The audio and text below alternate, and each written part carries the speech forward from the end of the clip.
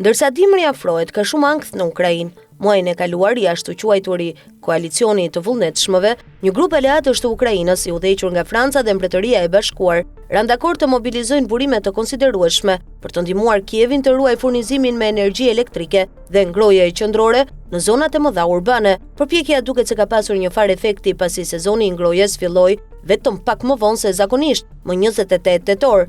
Megjithatë, kjo nuk ofron shumë siguri se shtëpitë ukrainase do të jenë të ngrohta në muajt në vijim. Ushtria ruse vazhdon të godasë infrastrukturën kritike të vendit, duke synuar të dëmtojë rrjetin e energjisë elektrike dhe furnizimin me gaz, pikërisht kur fillon i ftohti. General Dimri, aleati besnik i Rusisë kundër Napoleonit dhe Hitlerit, po shërben edhe në këtë luftë, jo vetëm kundër Ukrainës, por edhe kundër Europës, duke dështuar të fitojë në fushën e betejës ose të detyrojë Kievin përmes ultimatumeve. Presidenti rus Vladimir Putin e ka zhvendosur luftën në sistemet e energjisë dhe logjistikës së Ukrainës. Në shikim të parë, duket si një përsëritje e dimrave të kaluar, por strategjia ka evoluar. Në vitet 2022 dhe 2023, Rusia u përpoq të ngrinte Ukrainasi deri në dorëzim. Dështoi. Shpirti i kombit qëndroi dhe dritat u rikthyen. Tani llogaritja e Putin është e ndryshme. Tërë qëllimi nuk është thjesht të ndëshkojë Ukrainën, por edhe të destabilizojë Evropën përmes pasojave njerëzore të ftohtit dhe errësirës. Kur filloi pushtimi në shkallë të plotë i Rusisë në fund të shkurtit 2022, miliona ukrainas ikën në perëndim me tren, makina dhe në këmbë, duke krijuar valën më të madhe të refugjatëve që nga lufta e dytë botërore. Nëse sistemi energjetik shembet, kjo valë mund të kthehet në forcë shkatruese.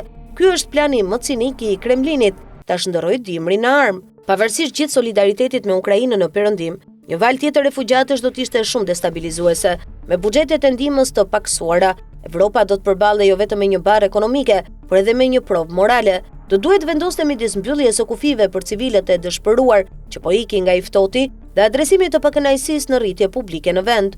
Sot, rreth 5 milion refugjat ukrainas mbeten në Europë. Gjermania dhe Polonia kanë popullsinë më të madhe me përkatësisht 1,2 milion dhe 900.000 vet. Të dy kanë qenë shumë ikpritëse ndaj refugjatëve ukrainas, por lodhja nga lufta po përhapet dhe qendrimet publike po ndryshojnë. Pasi Kievi lehtësoi rregullat e daljes nga kufiri për të rinjt në fillim të këtij viti, gati 100.000 meshkuj ukrainas kaluan në Poloni, shumë prej të cilëve vazhduan drejt Gjermanisë. Kjo shkaktoi pakënaqësi publike. Një sondazh i tetorit zbuloi se 62% e gjermanëve janë në favor të kthimit mbrapsht të burrave ukrainas në moshë ushtarake dhe 66% nuk duan që ukrainasit të marrin përfitime. Mbajtja e mbështetjes sociale për refugjatët ukrainas i kushtoi Berlinit 6 miliardë euro vitin e kaluar dhe qeveria e re konservatore e gjermane vazhdon të flasë për shtrëngimin e buxheteve.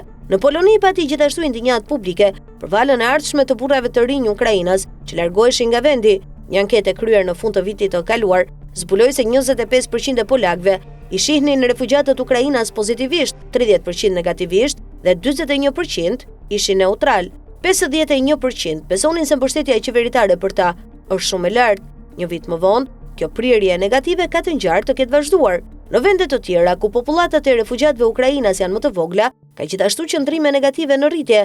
Në Republikën Çeke, ku janë vendosur afërsisht 380.000 ukrainas, 60% e qytetarëve besojnë se vendi ka pranuar më shumë refugjatë se sa mund të përballojë. Në qershor, Komisioni Evropian zgjati mbrojtjen e përkohshme për ukrainasit deri në mars të vitit 2027, por ankthi për një valë tjetër refugjatësh është i prekshëm në të gjithë bllokun. Në 2 vitet e fundit, vendet e EBE-s kanë ashpërsuar politikat për azilkërkuesit në tërësi. Gjermania ka rivendosur kontrollet kufitare me vendet fqinje të Schengenit, duke i zgjatur ato deri në vitin 2026. Polonia ka ndaluar së pranuari aplikime për azil në kufirin e saj me Bielorusin. Putin dhe aleati i tij, presidenti bielorus Aleksandr Lukashenko, e dinë se strategjia e shtyrjes së njerëzve të dëshpëruar drejt kufive të BE-s funksionon. Ata eksperimentuan me këtë lloj lufte hibride në vitin 2021, kur Bielorusia i kanalizoi azilkërkuesit nga lindja e mesme dhe Azia drejt kufirit polak. Në ato kohë, në ato kufi, kishte e mira njerëz, duke rezultuar në një krizë humanitare dhe vdekje. Këtë dimër, nëse sektori energjetik i Ukrainës shembet, qindra mira do të niseshin në perëndim drejt Polonisë ose në jug drejt Rumanisë dhe Hungarisë. Situata mund të përkeqësohej lehtësisht përmes infiltrimit të provokatorëve ose aktivitetit të dronëve përgjatë kufive. A do të ishte gati Europa? Muajin e kaluar ministri i jashtëm i Polonisë, Radoslav Sikorski, tha se vendi i tij do të ndihmojë me gjenerator dhe furnizime shtesë me energji elektrike për Ukrainën, por si mund t'i mbajnë gjeneratorët ngrohtë më shumë se 30 milion ukrainas që kanë mbetur në shtëpi gjatë një dimri të acartë? Putin e di përgjigjen e kësaj pyetjeje. Kjo është arsyeja pse ushtria ruse vazhdon të bombardojë termocentralet, depozitat e gazit dhe kryqëzimet e kurudhore, jo vetëm për të shkatruar infrastrukturën, por edhe për të shtyrë civilët drejt perëndimit, shkruan Al Jazeera. Paniku vetë është bërë një armë. Këtë dimër, Ukraina mund gjejë kufite e solidaritetit aleatëve të saj të gatshëm.